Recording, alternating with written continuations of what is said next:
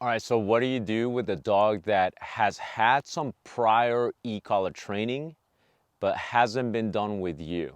This particular dog that I'm going to be working with has had some training in the past with the electronic collar, with a different company, with somebody I know actually. I'm not 100% familiar with all the work that they have done.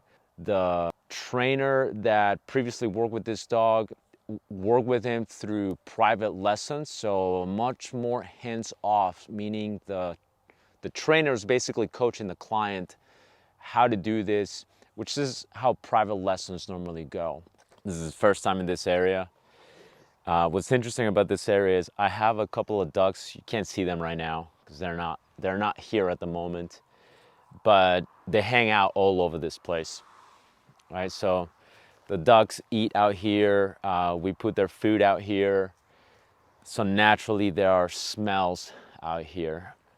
I don't want to overwhelm him with a lot of heavy distractions yet. This is still only his first week.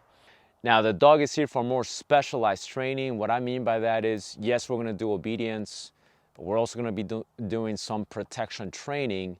So for that reason is that the dog is going from the previous trainer to working with me, not because the previous trainer was doing anything wrong necessarily, but simply because we're doing something more specialized like protection training, and the owner opted to do a board and train program. So we're doing protection training, we're doing obedience, we're kind of lumping it up in one program.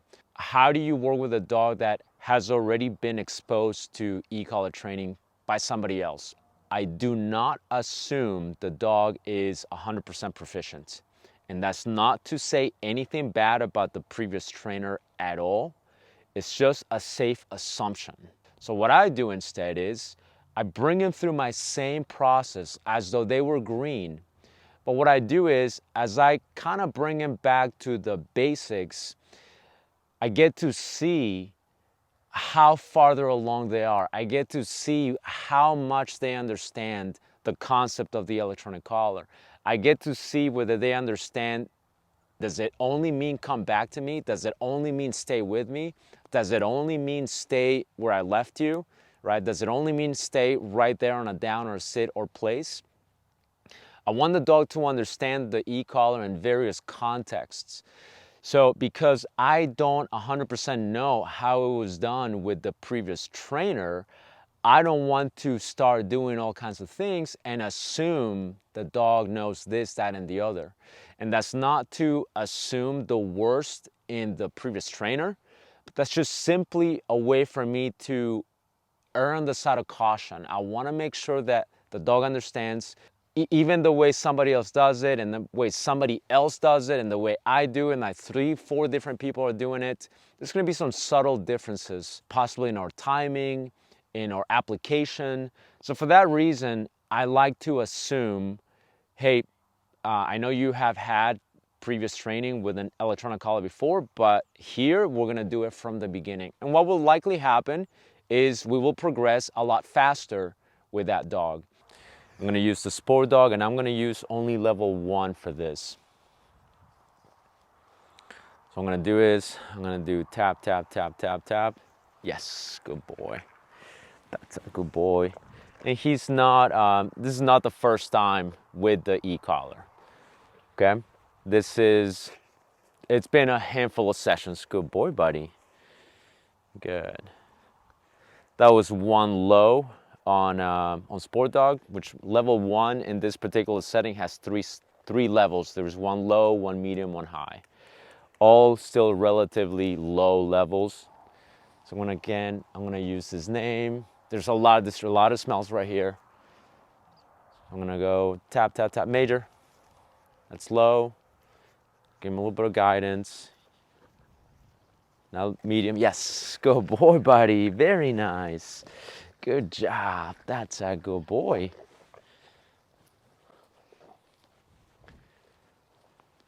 Major, major. Tap, tap, tap, tap, tap, tap, tap, tap, tap, tap. Yes, good boy. Good job, buddy. Good boy. Now that's the ducks' bathing water, so they go in there, they bathe in there, they drink that water. It was just changed this morning, gets changed every day.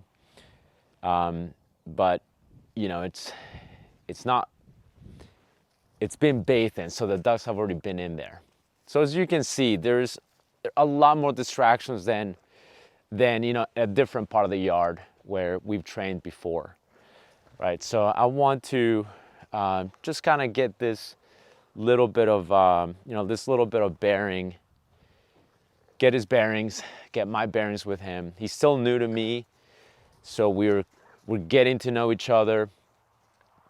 He is not an entirely green dog. He has done some training before, but it's something that I want to do to make sure that he understands my system, we understand each other, and that's why I'm doing that. Another reason as to why I'm gonna do it sort of from the beginning, and yes, I'll notice the dog goes, okay, I understand that. That makes sense to me, I've done it before, and then I'll go, perfect, okay, you understand that, excellent, we can pick up where you left off. Or the dog might tell me, I wasn't 100% sure on that, but I kind of understood it, but not 100%. Then I'll go, okay, you have an idea of what that is. So let me sort of pick up where you left off and finish it, right? I'm gonna finish this concept for you, so that way it's 100% clear in this particular context what we're trying to accomplish with the electronic collar. So I'm gonna do this again. Major. Yes. Good. Good boy. Yes. Good boy. Good. Good boy. Yes. Good. Major. Yes. Good boy. Very nice. Yes, good. So when he's offering me the perfect picture, I want to let him know, good job, right?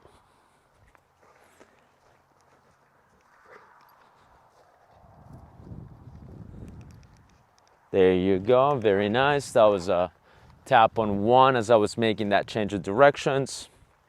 He's offering me a good position right now, so I'm going to reward him for that. I'm not operating under the assumption that he knows exactly what I want him to do. So I'm doing a little bit of shaping, meaning I'm not necessarily telling him what to do. I'm not making him do it. I'm kind of giving him hints, but he is offering successive approximations to the end result, which is healing. That's kind of what I'm doing at the moment, okay? Taking into account that we have all kinds of smells here. So he's giving me this, very nice. I'm gonna pay him for that. Good job. And the only time I'm gonna step in is if he starts really, pulling towards the water or towards the ground. But otherwise, as he's offering me this, I'm gonna just kind of fade away from time to time. And this is sort of what I'm looking for right here. I'm looking for that extra attention and orienting him to my left. That's basically the beginning of what we're going to be doing with him that will